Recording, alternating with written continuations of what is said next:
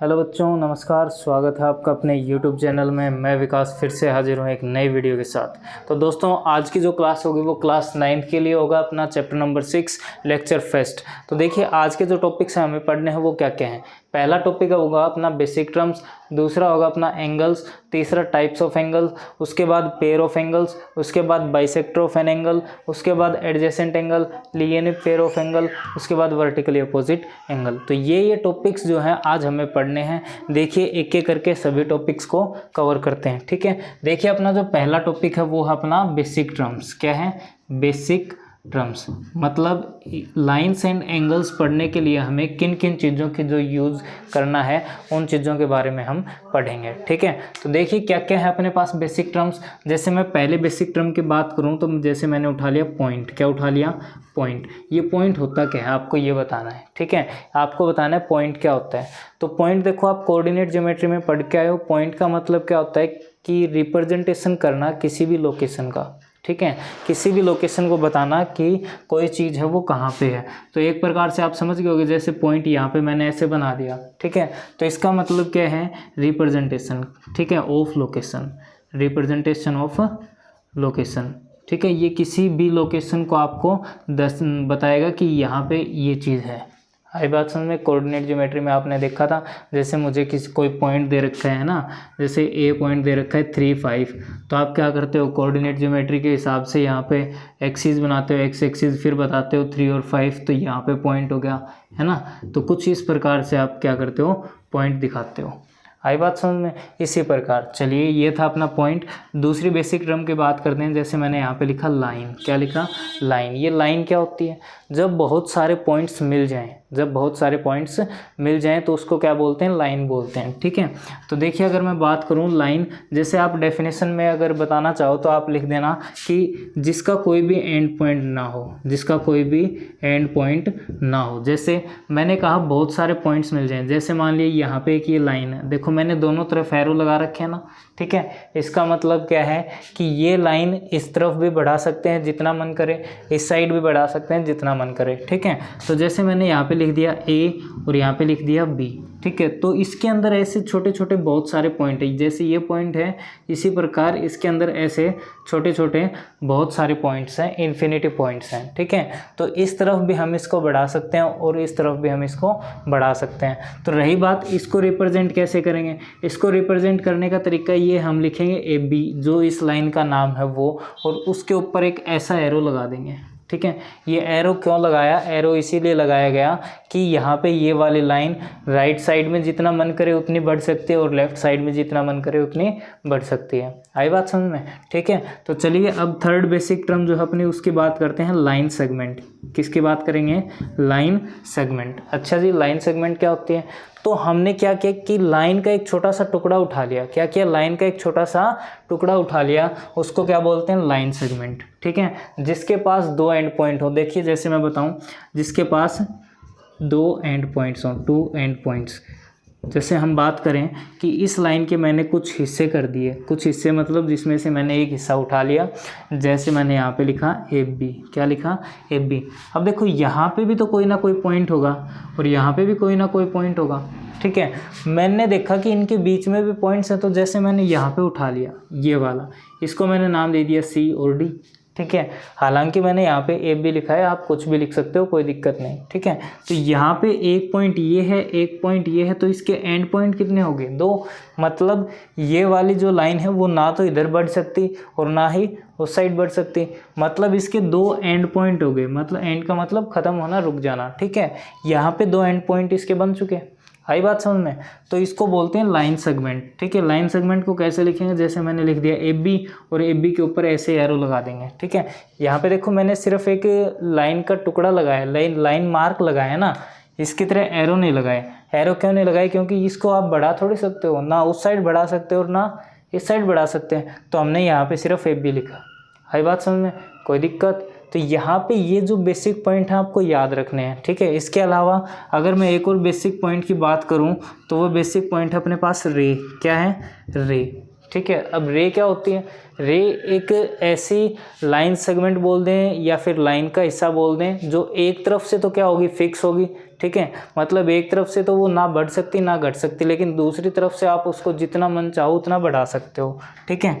तो यहाँ पे मैं क्या लिखूँ, जैसे यहाँ पे मैंने ऐसे कर दिया, ये बना दिया, तो इसका ये वाला तो क्या हो गया, फिक्स पॉइंट हो गया। क्या हो गया, फिक्स पॉइंट। मतलब जिसका एक एंड पॉइंट हो, जिसका एक एंड पॉइंट हो उसको क्या बोलते हैं, रे बोलते हैं। और एक साइड से हम उसको क्या कर सकते हैं, एक्सटेंड कर सकते हैं। जैसे मैंने यहाँ पे लिख दिया, इसका नाम बताने के लिए ओ लिख दिया और यहाँ पे लिख दिया मैंने ए। तो आप क्या लिखोगे, रे को रिप्रेजेंट कैसे करोगे, ओ ए, ऊपर ऐसे लगा दोगे, ठीक है। छोटा सा ये मार्क लगा दोगे कि आप इसको ए की तरफ से जितना चाहे उतना बढ़ा सकते हो, लेकिन ओ की तरफ से आप कुछ नहीं कर सकते। ओ क्या रहेगा, यहाँ पे फिक्स रहेगा। आई बात समझ में। तो कुछ बेसिक टर्म्स हैं, ये आपको याद रखनी है, ठीक है। अपना जो पहला टॉपिक है वो हो चुका, अभी अपना जो टॉपिक नंबर 2 है वो स्टार्ट करेंगे, ठीक है। तो तब तक के लिए स्क्रीनशॉट आप ले सकते हो, जल्दी से फटाफट ले लीजिए। ले लिया होगा। चलिए अपना सेकंड जो टॉपिक है वो स्टार्ट करते हैं।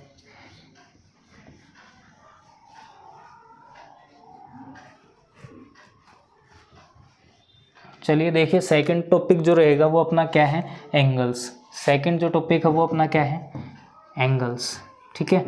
एंगल्स क्या होंगे, देखिए आपने अभी अभी पढ़ा था रे के बारे में। जो लास्ट बेसिक टर्म थी वो अपनी क्या थी, रे थी। अब रे से ही आप एंगल समझोगे। कैसे समझोगे, मान लिया अपने पास यहाँ पे कोई एक फिक्स पॉइंट है। क्या क्या, यहाँ पे मान लिया आपने कोई एक फिक्स पॉइंट है, ये रहा, ठीक है। चलिए मैं यहाँ पे मान लेता हूँ, यहाँ पे आपने माना कोई एक फिक्स पॉइंट। इस फिक्स पॉइंट से क्या होगी, दो रे एक साथ निकली, दो रे एक साथ निकली, एक यहाँ पे और एक कुछ ऐसे, ठीक है। एक यहाँ पे और एक कुछ ऐसे, ठीक है। तो मैं यहाँ पे क्या बोल दूँ, इसको मैं नाम दे देता हूँ ओ, इसको नाम दे दूँ ए, इसको नाम दे दूँ बी, ठीक है। तो यहाँ पे ये वाला जो हिस्सा बनेगा, ठीक है, इसको बोलते हैं एंगल। क्या बोलते हैं इसको, एंगल। आई बात समझ में। अब एंगल को रिप्रेजेंट करने के भी कुछ तरीके होते हैं। या तो आप डायरेक्ट बोल दोगे, स्मॉल लेटर से कर दो। क्या बोल दोगे, स्मॉल लेटर, मतलब एक्स वाई जेड, ठीक है, पी क्यू आर ऐसे, ठीक है। या फिर आप कुछ ग्रीक अल्फ़ाबेट ले सकते हो, जैसे अल्फ़ा बीटा गामा थीटा, ठीक है, इस प्रकार से। आई बात समझ में। अगर मैं बात करूं एंगल को कैसे बताएं, कि इसकी डेफिनेशन कैसे लिखें, अगर कोई पूछ ले तो आप कैसे बताओगे, तो आप ये कहोगे कि किसी भी एक फिक्स पॉइंट से दो रे एक साथ निकले अलग अलग दिशा में, उसको क्या बोलेंगे, एंगल बोलेंगे, ठीक है। अगर डेफिनेशन लिखनी हो तो क्या लिखोगे, if two rays originated from a fixed point,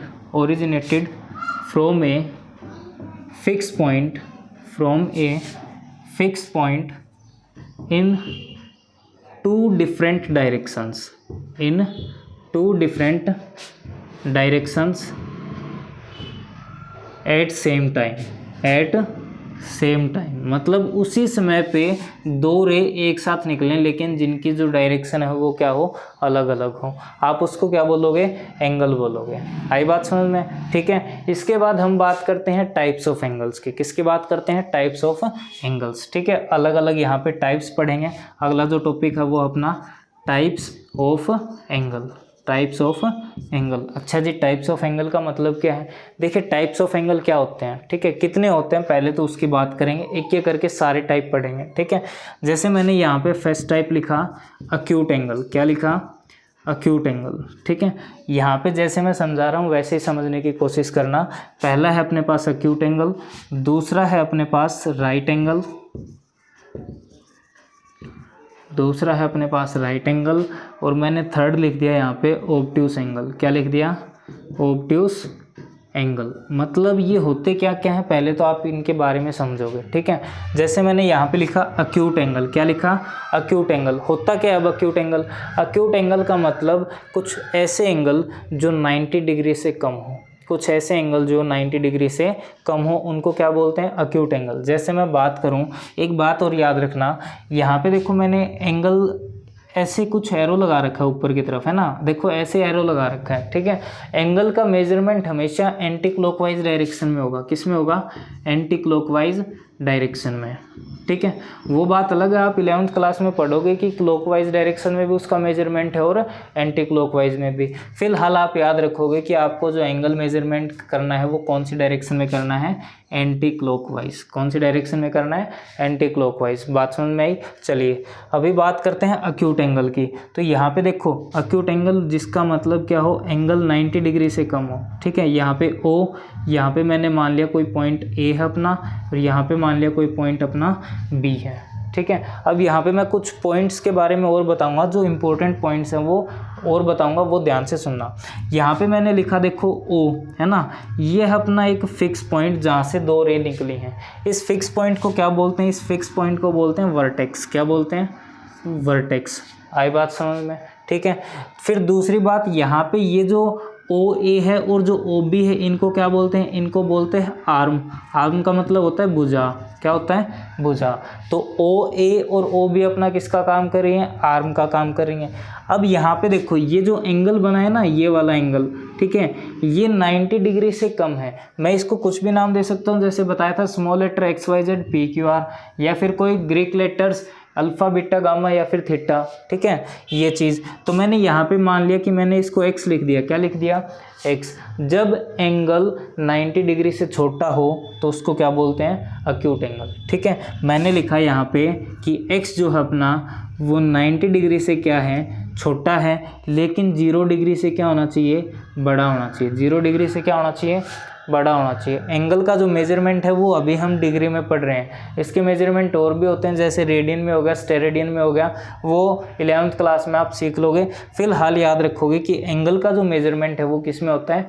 degree में होता है। ठीक है, तो यहाँ पे एक चीज़ याद रखनी है कि अक्यूट एंगल उसको बोलेंगे कि जो एंगल 90 डिग्री से कम हो। आई बात समझ में? ठीक है, अब मैं अगर बात करूँ राइट एंगल, तो राइट का नाम से ही पता चल रहा है जो एंगल कितने डिग्री का हो? 90 डिग्री का। कितने डिग्री का हो? 90 डिग्री का। उसको क्या बोलेंगे? Right angle. ठीक है, जैसे मैंने लिखा है यहाँ पे, ये एक रे है अपनी इस O पॉइंट से OA निकली, और ये रे निकली अपनी कुछ OB। ठीक है, तो यहाँ पे ये जो एंगल बना है ना, मैंने लिख दिया यहाँ पे Y। तो ये एंगल अपने कितने डिग्री का होगा? 90 डिग्री का। ठीक है, तो यहाँ पे मैं क्या लिखूँ? जो y जो है वो कितने डिग्री का है? 90 डिग्री। और जब एंगल 90 डिग्री का हो तो उसको क्या बोलते हैं? Right angle. क्या बोलते हैं? Right angle. थर्ड की बात करते हैं ऑब्ट्यूस एंगल। ऑब्ट्यूस का मतलब क्या है कि एक ऐसा एंगल जो 90 डिग्री से बड़ा हो। 90 डिग्री से क्या हो? बड़ा हो, लेकिन 180 से छोटा हो। देखो जैसे यहाँ पे लिखा था ना, 0 से बड़ा हो और 90 से छोटा, है ना।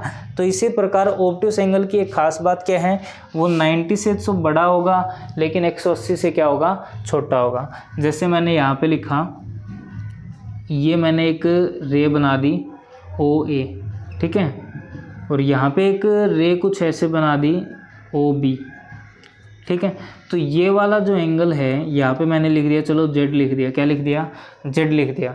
तो ये जो Z है वो अपने पास क्या होगा? 90 से बड़ा होगा।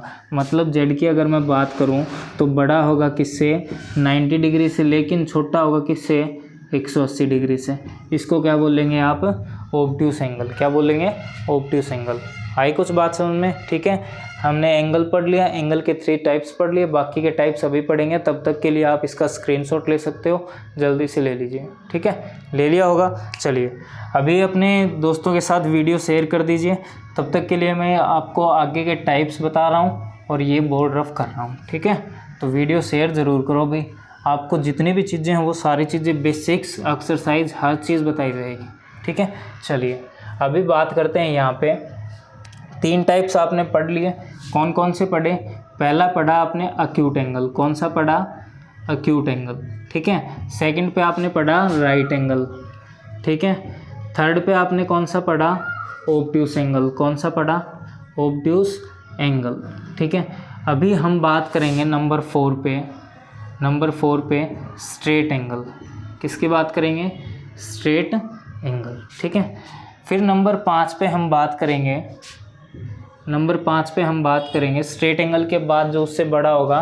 ठीक है, एक चलो मैं बता देता हूँ, कंप्लीट एंगल या फिर उससे बड़ा ही बता देता हूँ, है ना। तो रिफ्लेक्स एंगल। क्या बताऊँ? Reflex angle.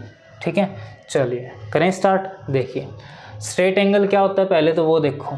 जैसे नाम से पता चल रहा है, स्ट्रेट मतलब एक सीधी लाइन। मतलब यहाँ पे माना अपने पास ये अपना कोई पॉइंट है, यहाँ से ये पहली रे OA ये ऐसे घूमती घूमती यहाँ पे आ चुकी है, ठीक है। ये अपनी सेकंड रो, तो यहाँ पे ये जो एंगल बनेगा ना वो कितने डिग्री का होगा, 180 डिग्री का। मैंने यहाँ पे मान लिया ये डब्लू है, ठीक है। तो डब्लू जो एंगल है वो कितने डिग्री का, 180 डिग्री का। इसको आप क्या बोलोगे, इसको आप क्या बोलोगे, स्ट्रेट एंगल। आई बात समझ में। अभी बात करते हैं रिफ्लेक्स एंगल की, ठीक है। रिफ्लेक्स एंगल क्या होता है, तो रिफ्लेक्स एंगल एक ऐसा एंगल होता है जो 180 से तो बड़ा होगा लेकिन 360 से क्या होगा, छोटा। 360 से क्या होगा, छोटा होगा, ठीक है। जैसे बात करूं,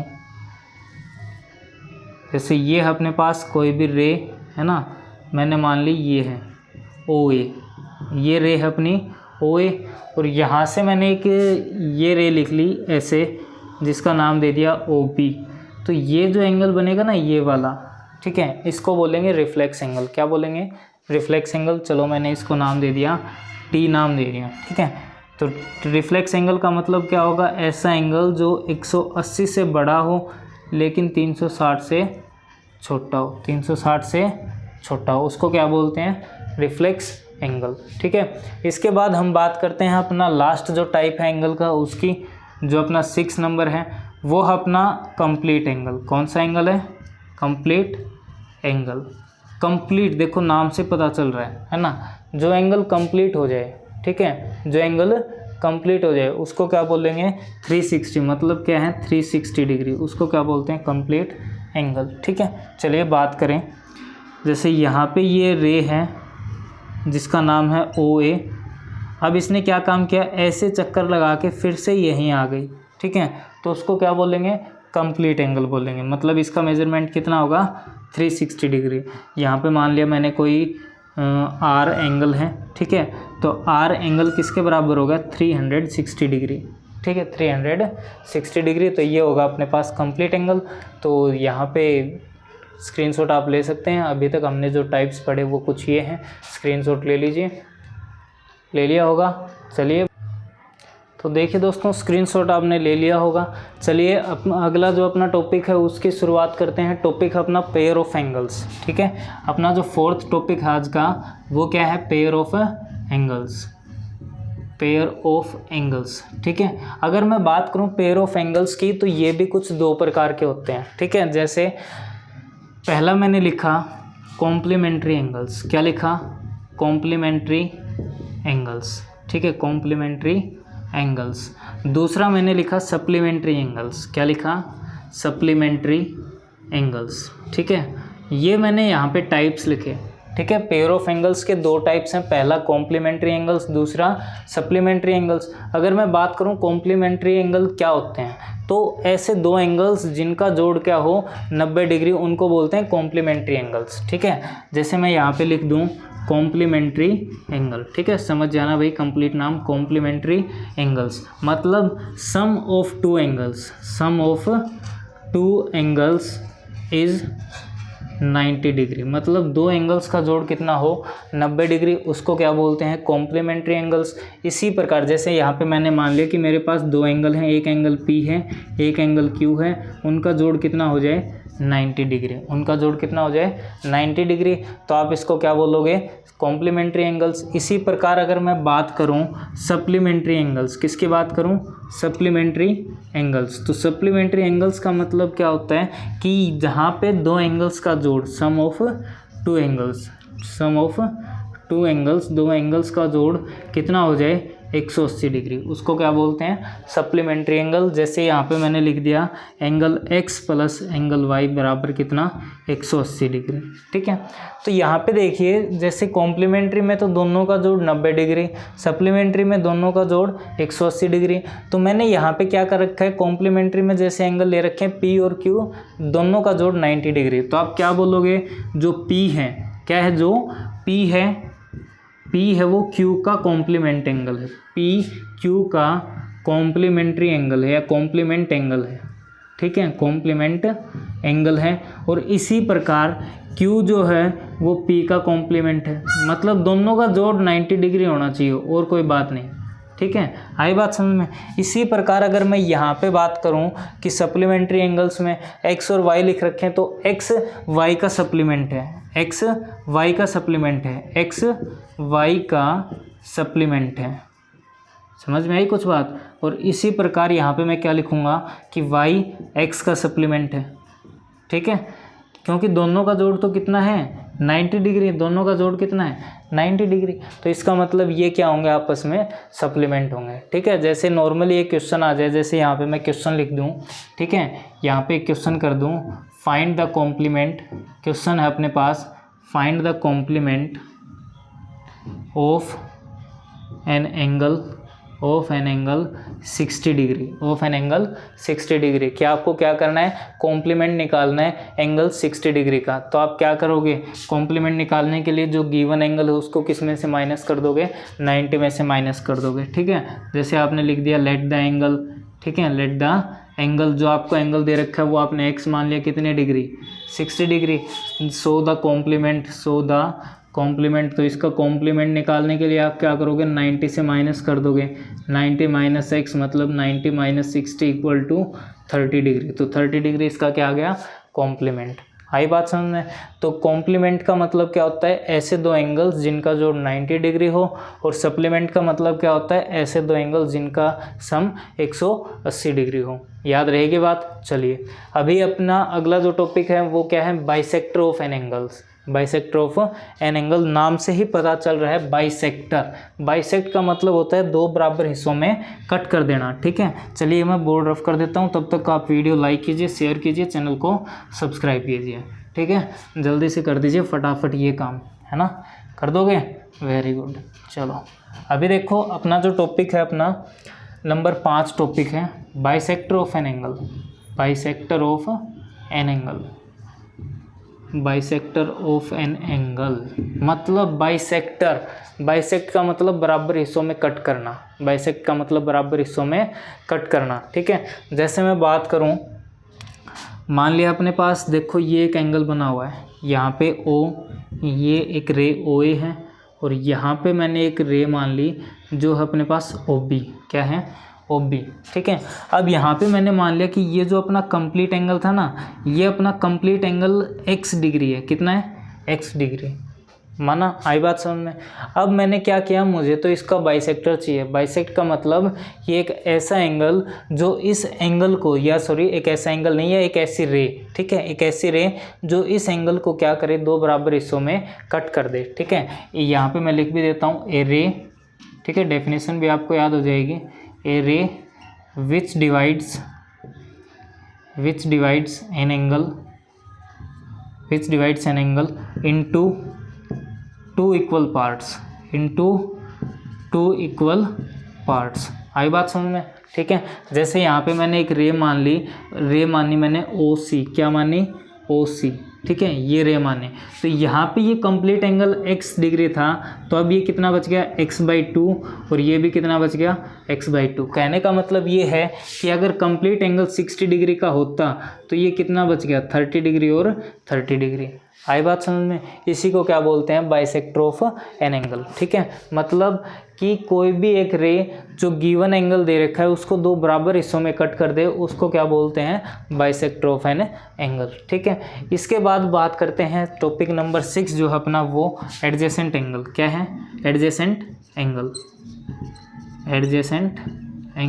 देखिए एडजेसेंट का मतलब क्या होता है, एडजेसेंट का मतलब समीप होता है। क्या होता है, समीप, जो पास में लगे हों, ठीक है। समीप का मतलब जो पास में लगे हों। अब कहने का मतलब देखना भाई, आप एंगल्स, कोई भी दो एंगल्स, उनको एडजेसेंट कब बोलोगे, ठीक है। तो उसके लिए आपको कुछ पॉइंट्स याद रखने हैं, कुछ नहीं, बिल्कुल 2 या 3 पॉइंट हैं, ठीक है। इजी से पॉइंट है, ये आराम से याद कर लोगे, ठीक। जैसे मैं यहाँ पे पॉइंट बताऊँ, पहला पॉइंट, तो आपको क्या याद रखना है कि उनके पास एक कॉमन आर्म होनी चाहिए। क्या होनी चाहिए, कॉमन आर्म होनी चाहिए, ठीक है। जैसे मैंने यहाँ पे लिखा दे हैव कॉमन आर्म, पहला पॉइंट कि उनके पास क्या होनी चाहिए, एक कॉमन आर्म होनी चाहिए। दूसरी बात, उनके पास कॉमन वर्टेक्स होना चाहिए। They have common vertex. यहाँ पे ये दोनों पॉइंट तो हर बच्चे को याद रहते हैं कि ऐसे एडजेसेंट एंगल वो होंगे जिनके पास एक तो कॉमन आर्म होगी या फिर उनके पास कॉमन वर्टेक्स होंगे, ठीक है। दोनों कंडीशन होनी ज़रूरी है, तभी आप क्या बोलोगे, उनको एडजेसेंट एंगल बोलोगे। जैसे मैंने यहाँ पे मैं एंगल बना रहा हूँ, ठीक है, ध्यान से देखना भाई। जैसे मैंने यहाँ पे ये लिखा, अपने पास ये है O, ये पॉइंट मान लिया मैंने P, यहाँ पे मैंने लिख दिया O, ये पॉइंट मैंने माना Q, ठीक है, कैपिटल लिख देते हैं, स्मॉल नहीं लिखना। यहाँ पे मैंने लिखा Q, और मैंने क्या किया, यहाँ पे एक रे और मान ली जिसका नाम है OS। क्या नाम है जिसका? OS, ठीक है। अब मुझे एक बात तो पता चली कि यहाँ पे इस पॉइंट O को हम क्या बोलेंगे, वर्टेक्स बोलेंगे। क्या बोलेंगे? वर्टेक्स। बात तो सही है, ठीक है। अब अगर मैं बात करूँ इस वाले एंगल की, ठीक है, ये सिंगल मार्क, एक यहाँ पे मैंने लिख दिया डबल मार्क, ठीक है। अगर सिंगल मार्क वाले एंगल की बात करूँ तो मुझे पता है कि ये एंगल POS बनेगा। क्या बनेगा? Angle POS। इसी प्रकार अगर मैं दूसरा एंगल देखूँ, दूसरा एंगल अपने पास मान लिया QS बन गया। क्या बन गया? QOS। क्या मैं इन दोनों को एडजेसेंट एंगल बोलूँ? क्या मैं इन दोनों को एडजेसेंट एंगल बोलूँ? भाई अपने पास तो कंडीशन ये है, उनके पास कॉमन वर्टेक्स होना चाहिए। बिल्कुल है, कॉमन वर्टेक्स हो। दूसरी बात क्या है, उनके पास कॉमन आर्म होनी चाहिए। तो कॉमन आर्म भी अपने पास क्या है? OS ये रही, OS ये रही, ठीक है। तो यहाँ पे हम बोल सकते हैं कि ये अपने पास क्या है? Adjacent angle. लेकिन इसके अलावा एक कॉमन पॉइंट और भी है, मतलब एक थर्ड पॉइंट और भी है जो आपको याद रखना है, जो इम्पोर्टेंट है, नोट, ठीक है, डबल स्टार, ठीक है। वो क्या है अपने पास? याद रखना कि यहाँ पे जो आर्म दे रखे हैं, दो आर्म हैं, ठीक है। दो आर्म कौन सी? To different arms. यहाँ पे क्या याद रखोगे?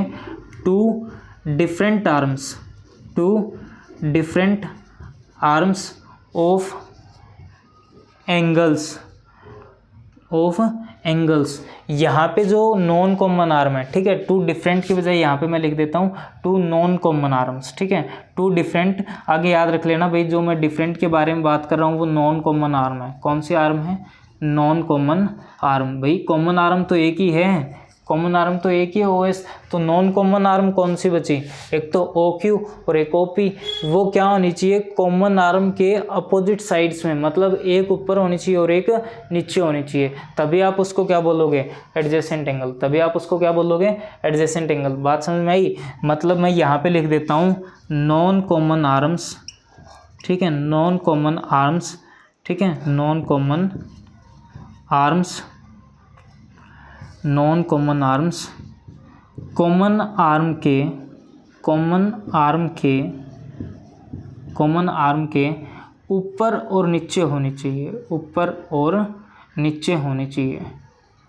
बात समझ में आई? ऊपर और नीचे होनी चाहिए। मतलब एक तो जो नॉन कॉमन आर्म है वो कॉमन आर्म के ऊपर मिले, एक जो कॉमन आर्म के है वो नीचे मिले, मतलब तभी आप उसको एडजेसेंट एंगल बोलोगे। जैसे एक एग्जांपल और देता हूँ कि आप बोल कैसे नहीं सकते, ठीक है।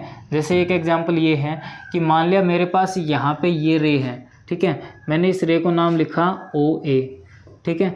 एक रे मैंने ये मानी, ठीक है, जिसका नाम दिया मैंने OB। एक रे मैंने ये मानी जिसका नाम दिया मैंने OC, ठीक है। अब मैं यहाँ पे एंगल की बात करूँगा। एक तो मैंने एंगल ले लिया कंप्लीट ये वाला, ठीक है, जैसे एंगल AOC, ठीक है। दूसरा मैं एंगल ले लूँ यहाँ पे AOB। क्या ले लूँ? AOB। मतलब एक तो मैंने कंप्लीट एंगल लिया और एक मैंने ये लिया। अभी भी तो इनके पास कॉमन आर्म है, क्या? AO। क्या है? AO। कॉमन वर्टेक्स भी तो क्या है? O है। लेकिन अपने पास जो थर्ड पॉइंट था वो इसके पास नहीं है। कौन सा? कि कॉमन आर्म के एक तो होनी चाहिए ऊपर, जो डिफरेंट आर्म्स बच गई, और एक होनी चाहिए वो नीचे। तो यहाँ पे चेक करो ना कि कॉमन आर्म तो कौन सी है? OA। इसके ऊपर ही दोनों आर्म्स हो रहे हैं, ठीक है। तो ये क्या होंगे? अपने पास एडजेसेंट एंगल नहीं होंगे, एडजेसेंट नहीं होंगे। बात गलत है ये। आई बात समझ में? ठीक है। तो एडजेसेंट एंगल याद करने के लिए आपको क्या करने हैं? 3 पॉइंट्स याद करने हैं। पहला पॉइंट कौन सा रहेगा? एक तो जिसके पास कॉमन वर्टेक्स हो, दूसरा जिसके पास कॉमन आर्म हो, तीसरा जिसके पास जो नॉन कॉमन आर्म्स हैं वो कॉमन आर्म्स के एक ऊपर हो और एक नीचे हो, या फिर डिफरेंट साइड्स पे हो, ठीक है, उसको बोलते हैं एडजेसेंट एंगल्स। याद रखोगे? चलिए आगे स्टार्ट करते हैं। अपना जो टॉपिक है वो टॉपिक कौन सा है, लीनियर पेयर ऑफ एंगल्स। कौन सा है, लीनियर पेयर ऑफ एंगल्स। ठीक है, चलिए भाई बोर्ड रफ कर देता हूँ एक बार, बस 2 टॉपिक और बचे हैं, जल्दी से कर लेते हैं। ठीक है, वीडियो में बने रहना भाई, ठीक है, कभी बीच में छोड़ के चले जाओ। चलिए देखते हैं, अपना जो टॉपिक है वो टॉपिक नंबर 7, टॉपिक नंबर 7 #7। ठीक है, आज की वीडियो का second last topic linear pair of angles. Linear pair of angles, जैसे यहाँ पे नाम से ही पता चल रहा है लीनियर पेयर। ठीक है, तो लीनियर पेयर क्या होते हैं, लीनियर पेयर का मतलब ये है कि कोई भी 2 एंगल्स का जोड़ क्या हो, 180 हो। ठीक है, sum of 2 angles, sum of 2 angles, sum of 2 angles is 180 degree, is 180 degree. ठीक है बच्चों, देखिए लीनियर पेयर ऑफ एंगल्स, इसका मतलब क्या है, सम ऑफ 2 एंगल्स कितना होगा, 180 डिग्री। ठीक है, जैसे मैं बात करूं, देखिए यहाँ पे मान लिया अपने पास कोई भी एक ये रे है। ठीक है, यहाँ पे ये अपने पास O एक कॉमन वर्टेक्स है, मैंने लिखा यहाँ पे OB, यहाँ पे लिखा OA। ठीक है, OA और OB। अब मैंने यहाँ पे एक रे और बना दी कुछ इस प्रकार से OC। अब एक बात बताओ, क्या पहले तो ये वाला एंगल और ये वाला एंगल क्या दोनों एडजेसेंट एंगल हैं? एडजेसेंट एंगल पहचानने के लिए अपने पास कॉमन वर्टेक्स बिल्कुल है, कॉमन आर्म एंगल OAC, ठीक है सॉरी AOC, और एंगल BOC बिल्कुल है अपने पास, OC कॉमन आर्म। तीसरी बात, जो नॉन कॉमन आर्म है OA और OB, क्या कॉमन आर्म के अपोजिट साइड्स में है? बिल्कुल है। इसका मतलब आप इसको क्या बोलोगे, एडजेसेंट एंगल। तो इन दोनों का जोड़, जैसे मैंने यहाँ पे मान लिया ये एंगल X और ये एंगल मान लिया Y, तो इन दोनों का जोड़ कितना बन जाए, 180 डिग्री। उसको क्या बोलते हैं, लीनियर पेयर। उसको क्या बोलते हैं, लीनियर पेयर। आई बात समझ में? चलिए देखते हैं अपना लास्ट टॉपिक क्या है। लास्ट टॉपिक है वर्टिकली अपोजिट एंगल्स। ठीक है, आज की वीडियो का लास्ट टॉपिक है अपना वर्टिकली ऑपोजिट एंगल्स, लास्ट। ठीक है, जैसे मैंने माना कि कोई भी अपने पास 2 लाइंस हैं, वो एक दूसरे को इंटरसेक्ट कर रहे हैं, एक दूसरे को क्या कर रहे हैं, ऐसे इंटरसेक्ट कर रहे हैं। ठीक है, O पॉइंट पे मान लिया, जैसे ये अपने पास रे है AB, ये अपने पास सॉरी रे नहीं है, लाइन है। ठीक है, ये अपने पास लाइन है CD। तो यहाँ पे जो एंगल्स बनेंगे, जैसे एक एंगल तो बन गया ये और एक एंगल बन गया ये। ठीक है, तो मैं क्या बोलूँगा कि एंगल BOC बराबर होगा किसके, AOD। ठीक है, इसी प्रकार यहाँ पे मैंने लिखा एंगल AOC बराबर होगा किसके, एंगल BOD। किसके होगा, एंगल BOD। इनको क्या बोलते हैं, वर्टिकली अपोजिट एंगल्स। ठीक है, इस चीज़ को बाद में प्रूव भी करेंगे कि इनको वर्टिकली अपोजिट एंगल्स जो हम इक्वल लिख रहे हैं वो क्यों लिख रहे हैं। ठीक है, तो ये जो काम है हम अगले वीडियो में करेंगे। तो आज के लिए सिर्फ इतना ही। तो वीडियो को लाइक कीजिए, शेयर कीजिए अपने दोस्तों के साथ, चैनल को सब्सक्राइब कर लीजिए, वीडियो आपको रेगुलर मिलती रहेंगे। ठीक है, थैंक्स फॉर वॉचिंग।